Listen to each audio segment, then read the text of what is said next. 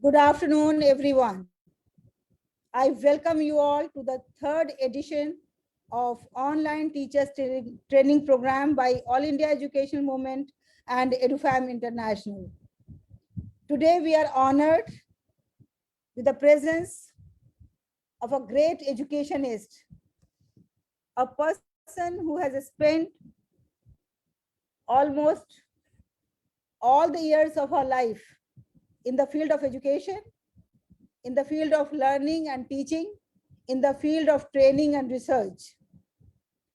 I'm talking about Madam Ashoka Beera. Madam Ashoka Beera is multidisciplinary NEP educator. She is a nation builder. She is the founder of Noble Palm Skill School and Web School. It's an honor for us to have Madam Ashoka with us this afternoon. And I welcome each one of you present here. And Madam Ashoka, good afternoon, ma'am. And on behalf of AIEM and EduFam International, I welcome you. Good afternoon. How are you, ma'am? I'm doing good. I was also not having power here for 45 minutes. I was really wondering how I should join. And it so happened that you at that end and we at this end had to connect only after 45 minutes. So it's some plan like that. And okay, we are all together now again. I was just wondering how we can do this webinar on another day or what. So it has happened that we could not miss. Before we begin our formal session, I would request you if you can throw some light on your contributions. I know that you have spent like more than 3 decades in the field of education. So if you can just highlight your contributions in the field of education, your achievements, your passion, we would be honored to listen to that. Yeah, I'm based in Hyderabad, and I had all my education in Hyderabad itself. And after completing BEd training, I had joined a school locally, and from then onwards continued in education field. And so I worked for nearly 30 years in all the schools. Then when I was going on to schools, doing consultations, then I have understood that there is something, there's something more to be done. So when I was searching on the net, I found that 21st century skills are lacking in most of the schools. So I went to many schools to give sessions and saying that this school should not be in this mode. We have to put them into some other training modes. So I told them this traditional mode has to be updated. When this was all happening, I've visited many visited many cities where I had participated in conferences. I understood many things in those conferences also. Then I came to establish my own school. And when I established my own school, I understood that teacher training was even more important. And it so happened that when I visited Europe to learn about Montessori and Froebel education and Reggio Emilia education. And after visiting there, I've learned many things and came back to India, and we had the lockdown. And we had the lockdown. It was even more good to connect with people virtually, conduct many webinars virtually. And this is how larger platforms have happened and larger connections happened. So earlier it was only in our own cities we were training teachers and meeting teachers, and to go to a conference we had to spend 3-4 days. But now morning to evening we are able to connect with people, learn from people, really good contributions we are able to make, and we have completely changed. And this new normal has taken us from this VUCA world into a good NEP education to travel towards that. So we are able to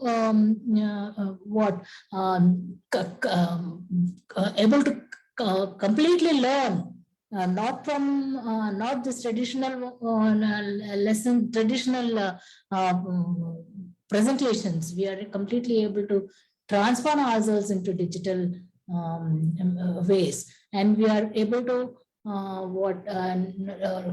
see everything in a new way and look at in the 21st century or further stages also. So we are really scaled up for in this education, and I welcome all of you to join to travel this new path.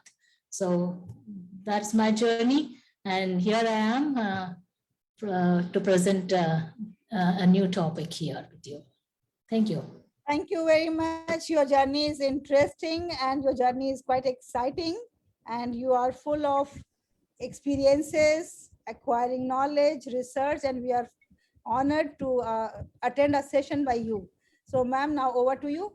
If you want to share your screen, you can do that now because you are the co-host.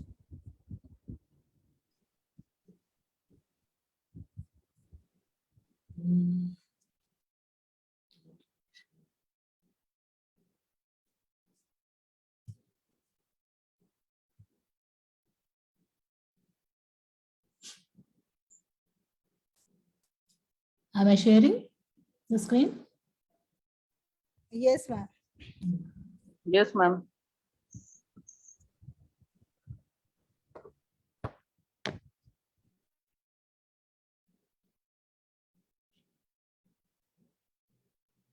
How do I make it full screen?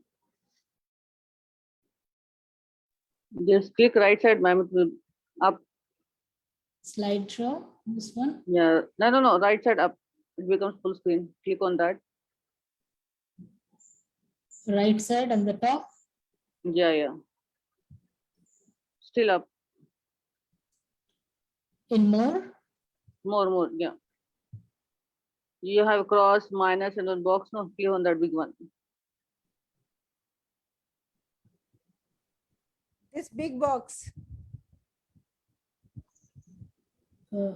Speed box.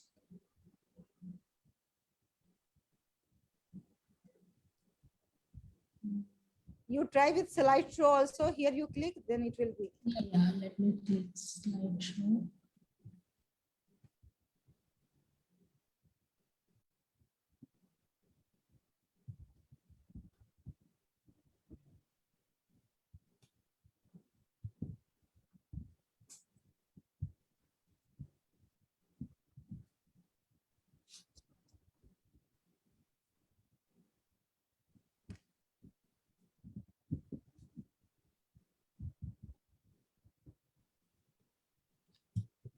Now it's perfect. Yeah.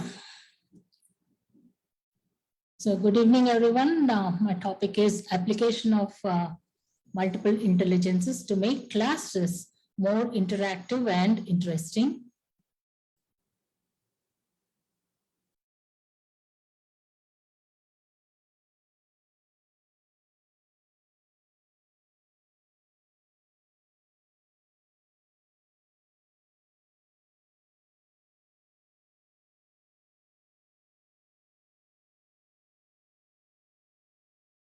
So we all have heard, I think, about being left-brained individuals and right-brained persons.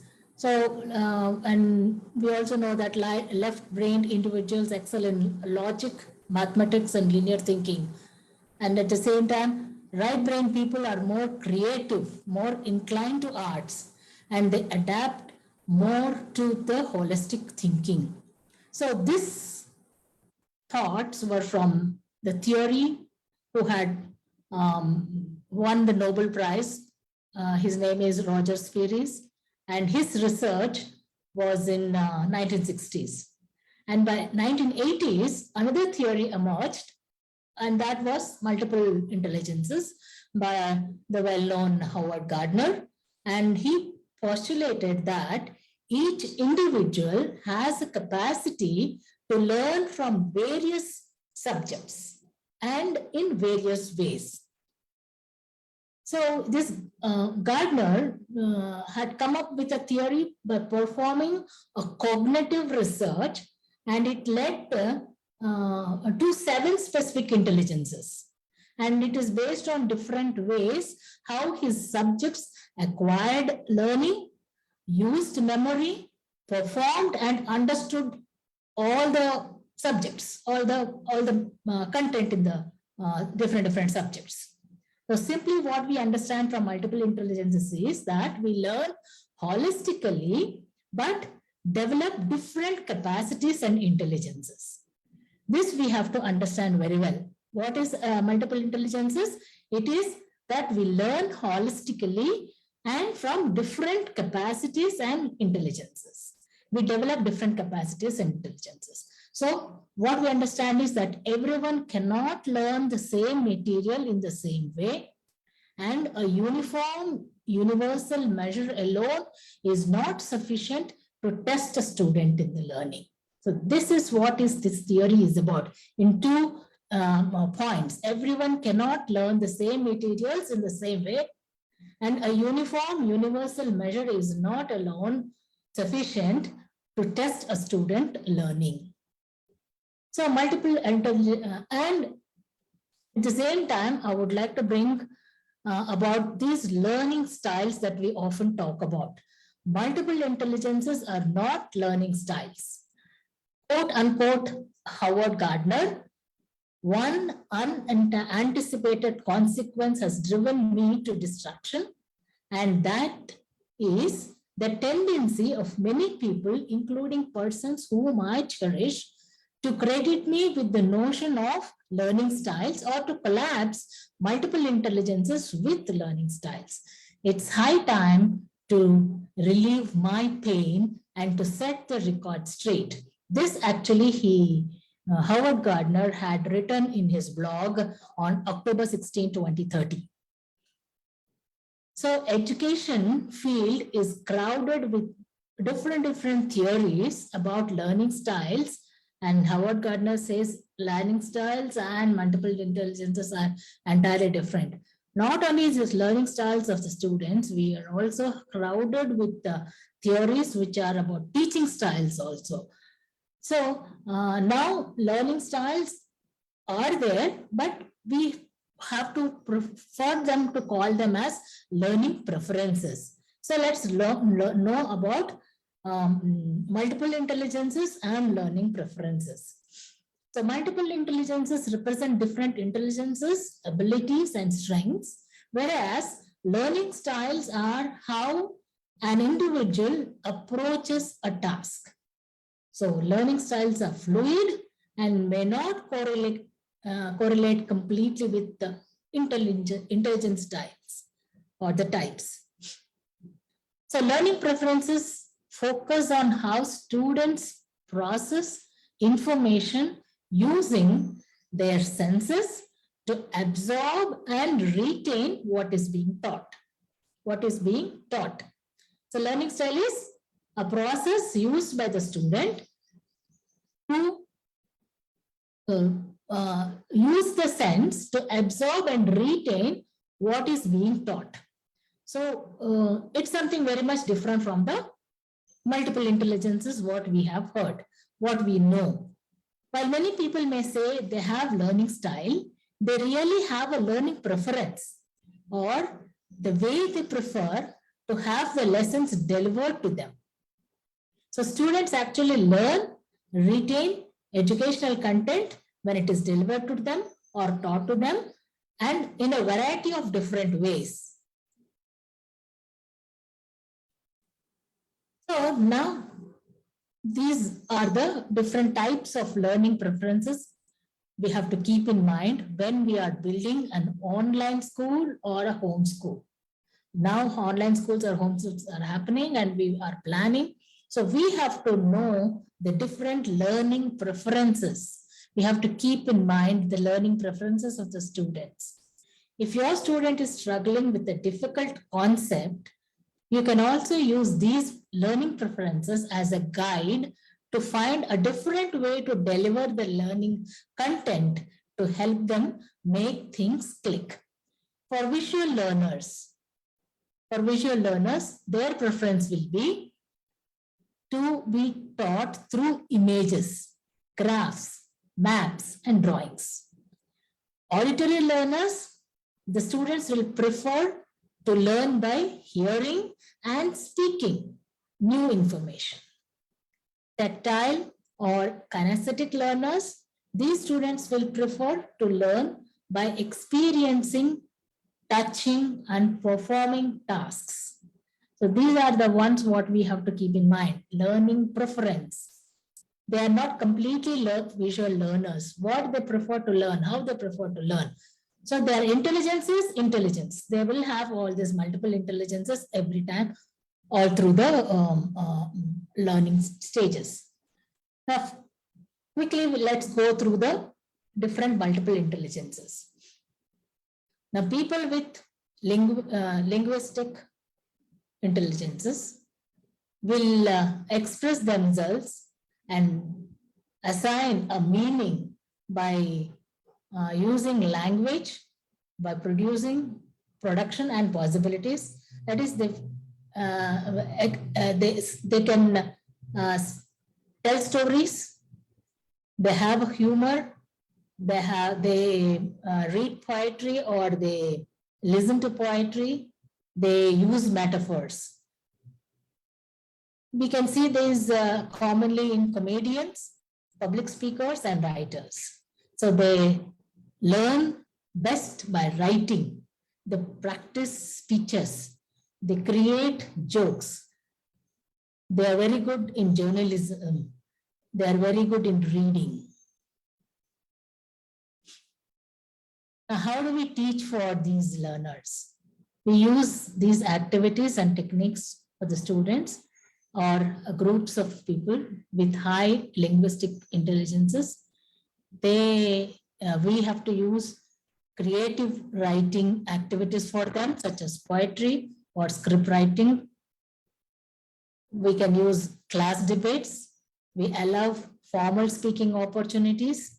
We use humor, such as jokes and writing and joke writing and telling. And also we can make or sure to give them plenty of opportunities for reading. So you give them anything to read, they are very, very happy to read. They read aloud, can express their feelings. So these are the ways we can teach to the linguistic learners.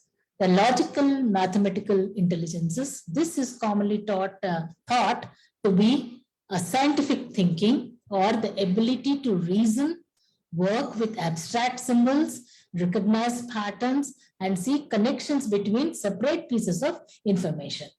It makes possible to go through the scientific processes of calculating, quantifying, hypothesizing, and concluding.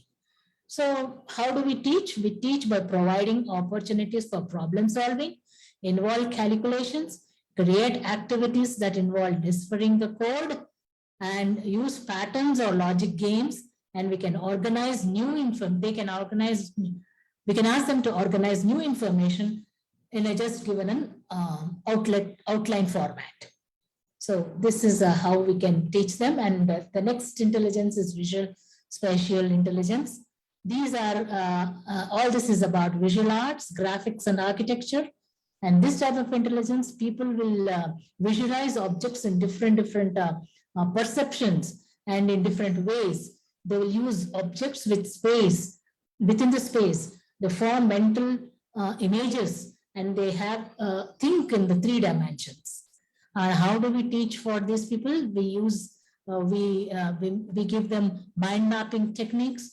We will guide them, we use guided visualizations and verbal imagery. We provide opportunities for artistic expressions using a variety of mediums like painting and clay, modeling, or making 3-dimensional models. And then we allow to give them make believe, or we allow them to give them fantasy, they fantasize anything, so dramatize anything. They create collages for visual representations. The next intelligence is bodily kinesthetic intelligences. This is the ability here. The ability of it is the ability of the body to express emotions. They play games. They create new products, and it is commonly referred to as learning by doing. This is how this is visible in most of the curriculum that we are having.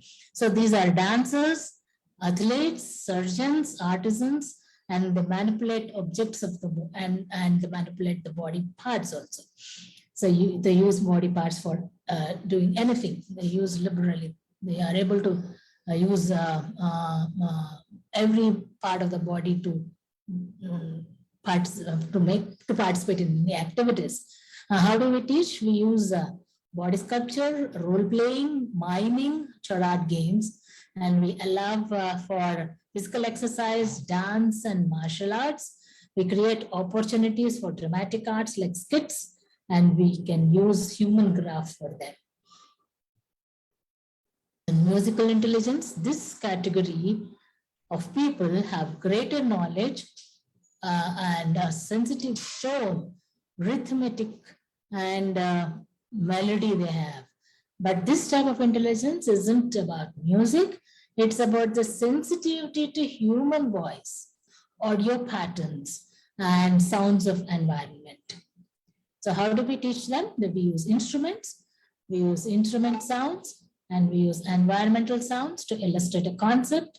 We allow music compositions, and we use while performing, they can use any sound-related patterns when they are musically intelligent, and we allow students to create songs about certain topics that we give or certain situations that we give. Then the next is interpersonal intelligence. High interpersonal intelligences is found in the groups of teachers, counselors, politicians, and religious leaders. This is about working with others, communicating effectively with others, both verbally and non-verbally. It involves the ability to notice distinctions in others' moods, temperaments, intentions, and motivations. So how we are going to teach to people with interpersonal intelligence? We teach collaborative skills, provide plenty of group work opportunities, use person-to-person communication, use empathy. This is what we are doing in this webinars. We are connecting with teachers. We are giving them opportunities. We have communication, we have collaborative skills, and we understand this, and then we have to use this in the classrooms. And using empathy is social-emotional skills is even before the Blooms, we have to do this for all the groups at home, all the groups at schools, and all the teachers' groups also. And then naturalist intelligences, it's about discerning, comprehending, appreciating plants and animals. We'll learn a lot about earth. It involves knowing how to care for animals, life on off the land, classify species, and understand the systems in the nature. So people with these intelligences are the farmers, zookeepers, botanists, nature guides, veterinarians, cooks, landscapers, gardeners. So how do we teach is by practicing conservation, have a classroom plants and animals to take care of, observe nature, go on nature walks, use species classifications, and provide hands-on labs of natural elements, natural materials. So multiple intelligences in the classroom. How do we have these intelligences in the classroom? We learned about the 7 intelligences, but in a classroom, how can we have all these intelligences? How we have to cater to all the people with these intelligences. Of the 7 different intelligences that we have seen just now, in the school, we focus only 2 mostly, the linguistics and the second one. Yes. So the other 5 also have to be given a chance, then the whole learning part will become successful. So how can multiple intelligences be implemented in the classroom is by setting up 7 learning centers, each dedicated to 7 intelligences. The students will spend much of time, how much ever time you can give, maybe 15 to 20 minutes could be given liberally. So most of the school day they spend in these centers, and they move from one center to another center, the same topic, and all the intelligences are together completes the learning session for the children on that topics.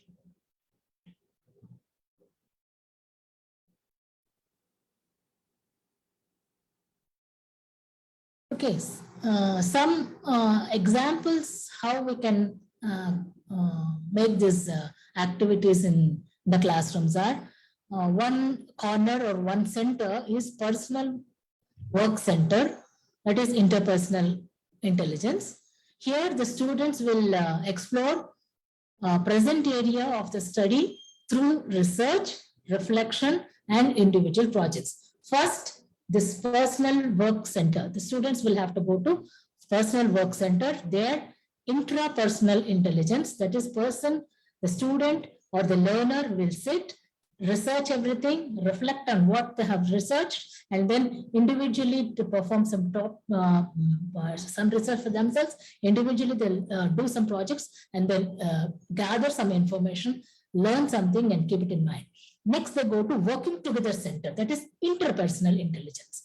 They develop cooperative learning skills like solving the problems, they answer questions, they create learning games, the brainstorm ideas will be there, and then they discuss the topic, the day's topic collaboratively. Then next they move to the music center, musical intelligence. So students will compose or they sing songs about the subject matter. They make their own instruments. They make learning in a rhythmatic ways. Then they move to the art center, the spatial intelligence. They explore the subject thoroughly using diverse art media, manipulables, puzzles, charts, and pictures. Then they go to the next center, that is the building center, kinesthetic center, intelligence. There they build the models, dramatize the events, and all the ways that could be related to that subject matter.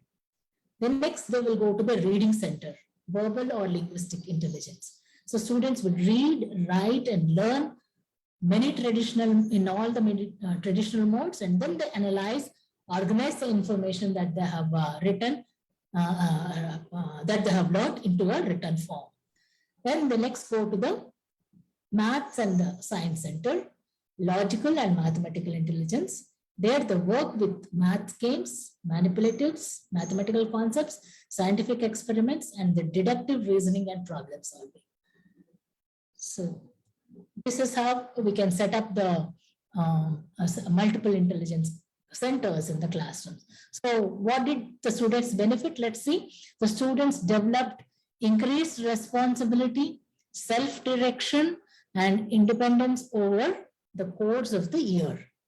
Discipline problems were significantly reduced. Significantly reduced. All the students developed and applied new skills. Cooperative learning skills were improved, and academic achievement also improved.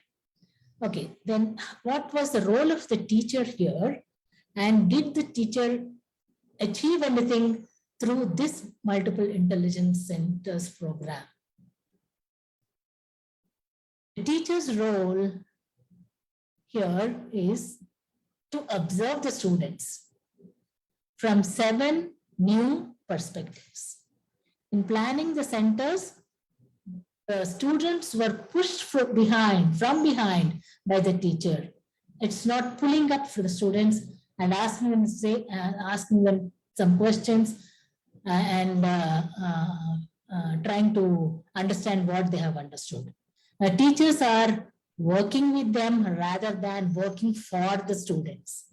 Teachers explored what the students have explored. The teachers discovered what the students have discovered, and teachers learned what the children also have learned. So teachers have become explorers, discoverers, and learners. These the teachers were not doing in the traditional way of teaching. Then teachers became very, very creative and multimodal in their own thinking and learning. Here I would want you to watch this video. Here the multiple intelligence theories have been specifically designed by language teaching, but they are cheerfully welcomed in other fields also. So here, can we watch this video? I think one up to 59 seconds we can watch this. Later on, you can watch copy this and watch.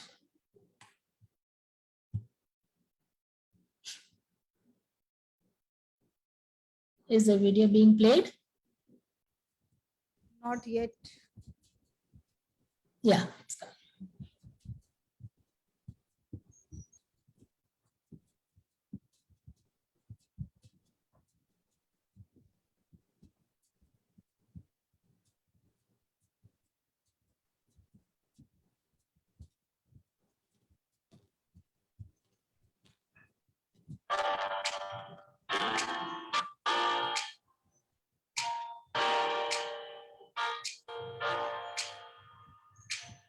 Hi everyone, welcome back to our channel.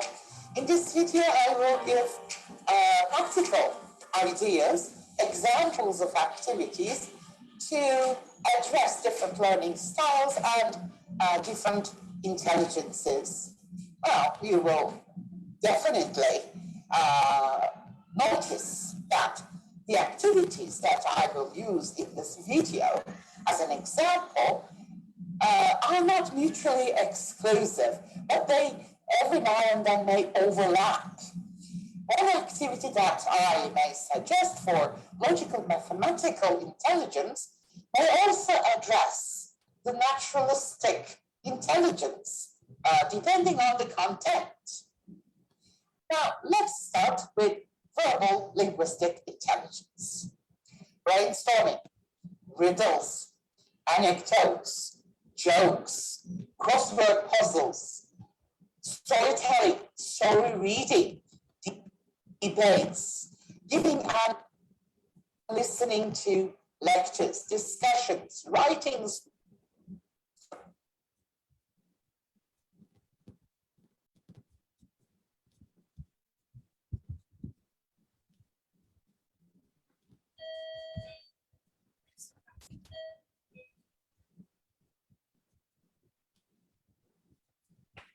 Stories. Yes. Or poems, journal keeping. Verification.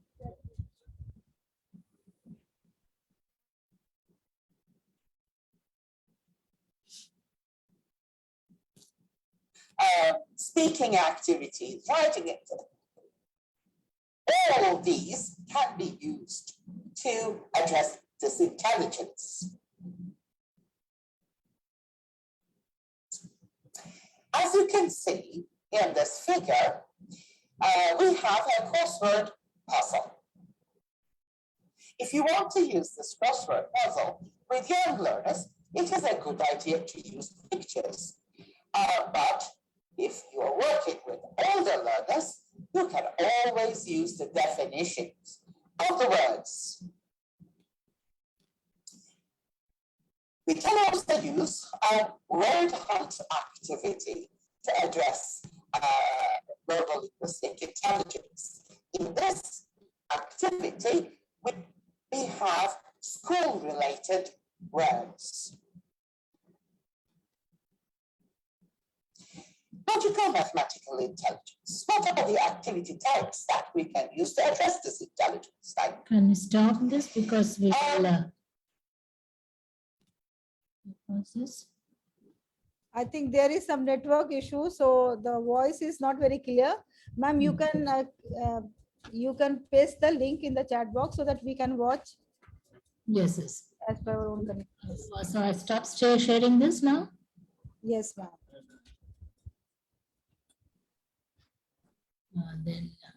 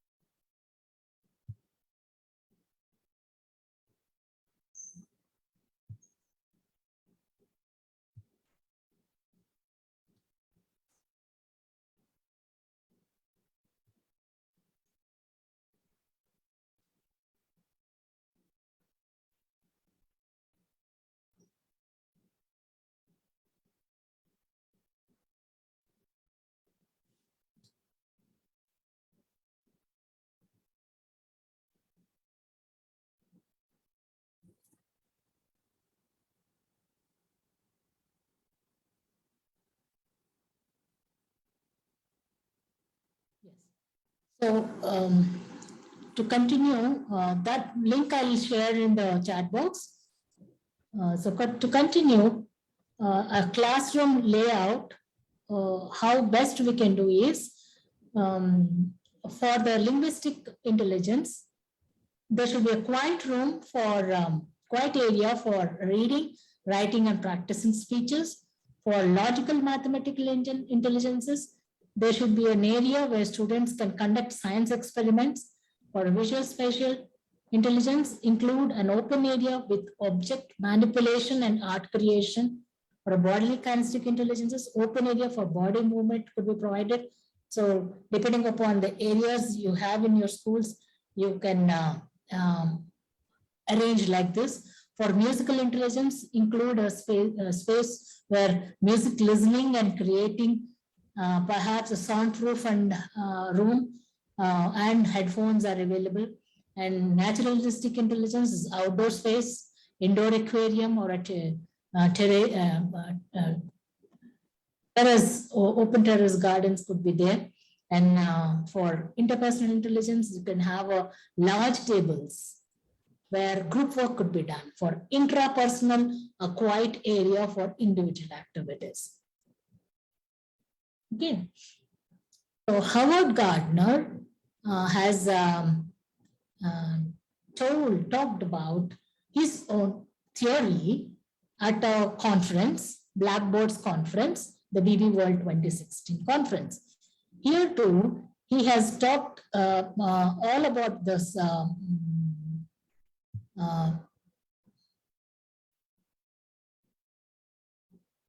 okay, then we have to continue. He has explained a lot about the his intelligence, his theory.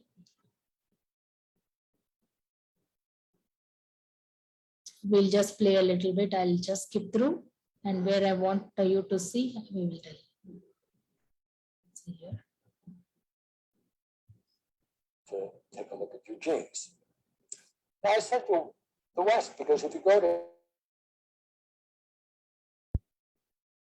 intelligences, that life's interesting. Intelligences, that life's interesting. No two people have exactly the same profile, though presumably identical twins have more similar profiles than fraternal twins, and fraternal twins have more similar profiles than randomly chosen people from the planet. There are a lot of people. Ma'am, are you sharing something? Yeah. Are you sharing something? Some voice is coming, but there is no visual. Okay. That allows us to be able to draw on different intelligences. So this comes from my colleague, Rhonda Bondi, and she has I'll close that. She does with fifth graders, where they learn about different explorers. They'll learn some slides of explorers. I don't know who they are, but people like, we have to learn about longest on about Hernando Cortez, and they have a about it. And then what Wanda does. What was in that video, I'm going to share now here.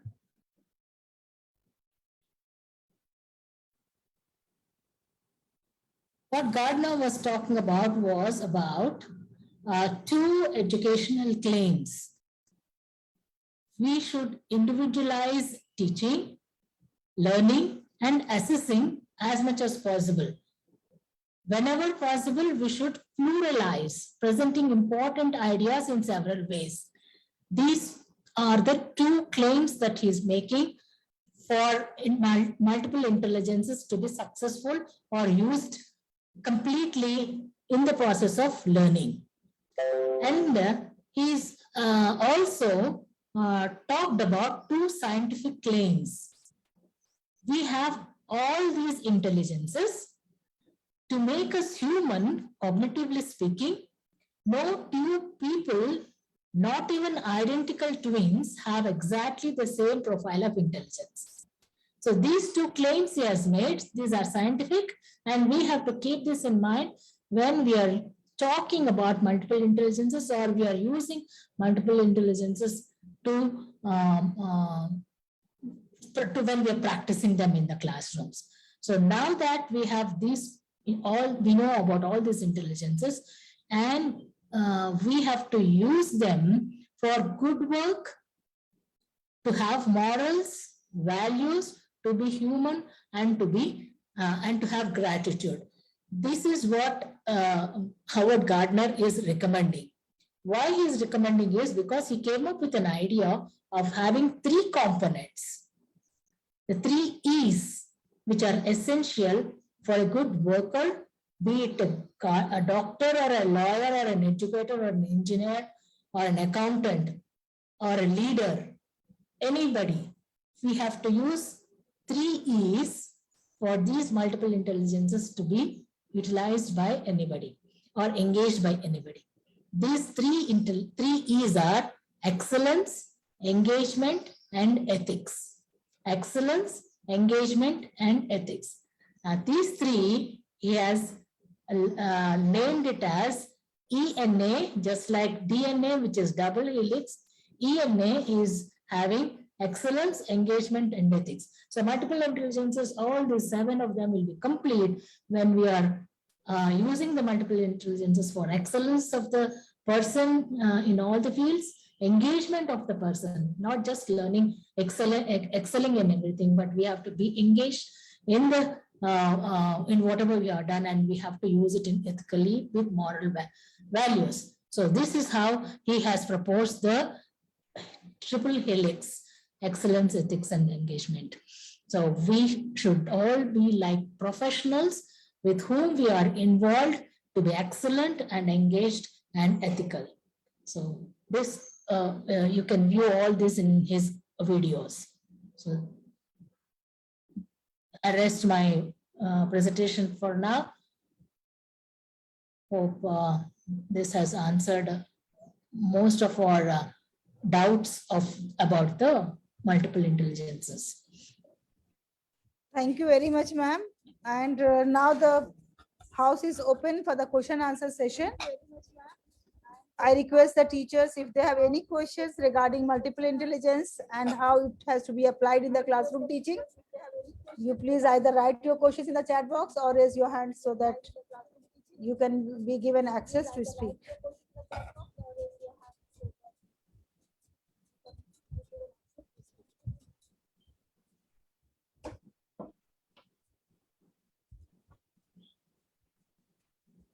So my question to you is, Madam Ashoka, if you permit me, so I can start with my own question.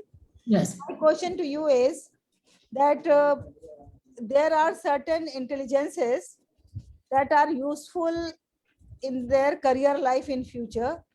And while there are some intelligences, although we know this child is intelligent in this way, like maybe naturalistic intelligence, or maybe if you can say that spatial intelligence. So how a teacher can guide that particular child to have a successful career in future life, because mostly we focus on either linguistic parts or cognitive aspects. So how will you advise the teachers that how they have to cater the needs of these type of intelligences, and how they have to guide them to be successful in the future life? So we have the knowledge of all this. We have to engage the students in all the intelligences, not just the two intelligences where they are related to the textbooks or the curriculum. So if the topic is taken, then all the 7 intelligence centers should be placed in the classrooms or in the school. So they have to go to, first they have to go and sit in one place, understand about what the topic is given, learn about it, think about it, then go and discuss with all the groups which are in their class. There are supposing there are 40 children in the class, 10 in a group, or 8 in a group could be formed, and they can all sit in groups. So interpersonal skills and intrapersonal intelligences could be utilized. Then they can go and do an art, a drawing of it, or a song of it, or a music of it, or some painting of it could be made by people, different groups. So all of them will come together and present it to the whole of the class of the 40 children or 30 children, and then they move to the other centers. So each topic of the learning should be completed with all the intelligences. So when they have learned everything, then the children have learned not just one intelligence, they acquire all the intelligences, or they use all the intelligences. So the learning styles are, again, has to be taken into consideration. So if the children are, one particular child is in one learning style, one learning preference, then other children will be helping them to understand. Anything more you want to know? Are you able to understand that because the centers are established in the school, all the intelligences will be acquired by the children? Thank you very much. I understand that we have to now place the stations at different areas where children can go and engage themselves into different activities, and those activities should enhance and develop that particular aspect of their intelligence. Thank you very much for your answers. I'm waiting for other questions. Otherwise, then we will move the next segment of today's training program. Other question, please let me know. Rashida Hussain Saiba, Aisha Siddiqa Saiba, Muhammad Safi Sahab, Nabiha Aisha, Mrs. Reshma, Ria Gosai, Ahmed, Bibi Fatima, Shabana Kausar, iPad. Any questions? Okay. I think your presentation was very clear, ma'am, and it was self-elaboratory. That's why they understood everything, and they are not asking any questions because it was very clear. And especially if you are going to share us the link, those links are very useful because they have given practical aspects of implementing the multiple intelligence theory in the class. This application really is difficult for the teachers. Otherwise, theory part they learn very easily.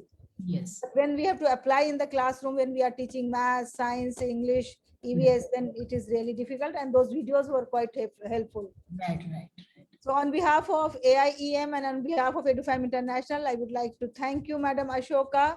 And I would like to thank all the participants who are here this afternoon. And my dear teachers, let me make a few announcements today, because you know that our endeavor is that we always try to bring best innovation in the field of training, in the field of coaching. And one of the innovation is that tomorrow we are going to award 20 top leaders in different fields, not only in education, but in different fields from different walks of life and from different nations. Here you can see the galaxy of people who are from Singapore, who are from Malaysia, Indonesia, India, UAE, USA, UK, Kuwait, and all these leaders, great leaders, are going to be awarded, and they are going to share their experiences with us, that how they became such great leaders. I request each one of you kindly attend this program to be benefited. It's free. There is no fees involved in this. It's a free program, and please attend it tomorrow at 10 o'clock and meet all the world renowned leaders. They are going to share their personal stories with us, that how they achieved it, their great success in their lives. Now, next is that on the same occasion, we are going to inaugurate the 4th batch of Leadership Challenge. Teachers, you are a born leader, whether you accept it or you not accept it. The only thing is that you have to enhance the leadership qualities. And for that, EduFam is here with a great challenge of Leadership Challenge. For 1 month, you have to prove that yes, you are a leader and you can take initiatives whenever there is any need of the hour. If you want to be the part of this 4th Leadership Challenge, please join us. You have to show your interest, write in the chat box that you are interested. I will share the contact details. You can contact on that number, and then you will be the part of this 1 month challenge starting from April 10th to May 10th. And there are only 20 slots available. And then please make a quick decisions, and you will get e-certificates for live master classes, panel discussion, 1 month leadership challenge, come training one-to-one with the expert, physical, mental, and emotional training, and talk show on the channel JAHAN-E and educational YouTube channel. Now, as we all know, the children are so happy and excited because they are back to school. But what will happen then after 1 month? Again, there is going to be a vacation, summer vacation, that is long vacation. They are going to be bored. They are going to feel very lethargic. What to do? For that reason, we are bringing a wonderful, exciting, engaging summer leadership camp for the students. Because leadership starts not only when we are in the professional life, but when we are as small as 9 months old child. From that age, leadership trait starts. From that age, we start taking the initiatives in life, and that is the quality of leadership. So this leadership camp is for 1 month, and there are 3 batches available, keeping in mind the difference in the summer vacation in different nations, different states. So first batch will start on 5th May till 5th June. Second is 6th June to 6th July. And third is 7th July to 7th August. These are summer camps for the school students. Please convey the message to the children, because I have received many messages from the children. They feel bored during the vacation and they want to attend something. And remember that all these are online classes. All these are online classes. So please ensure that you must enroll in this, or your children are enrolling in a large number. I'm going to take these classes. I will be the main course leader along with my 2 co-leaders, Dr. Beera from Singapore and Mrs. Rihana Abdullah from Singapore. These 2 are the trained master coaches, and they are going to be with me. So thank you very much. Now I'm going to share my contact details on the screen so that you can WhatsApp me if you are interested. There are two courses I'm offering you on behalf of EduFam. One is for the leaders, for the teachers, and the other is for the students. And this is my contact number, 8527118529. And for the students, you think that it is just almost free, because we have kept the fees just to make them regular, just to make them realize that this is a paid course and they have paid for it. So the children should feel that they have to attend every day, 15 minutes morning, 15 minutes evening, and on Sundays, 1 hour master class. You know, the fee of this course is even less than their one snack outside in Pizza Hut or in McDonald's. It is so less for the students. But for the professionals, yes, it is a reasonable fees. You can join if you want to join 30 days challenge. And if you just want to listen to the great leaders, then it is free. You can participate tomorrow at 10 o'clock. I have already shared my number. If there is any queries, you please go ahead and ask me the questions on these queries.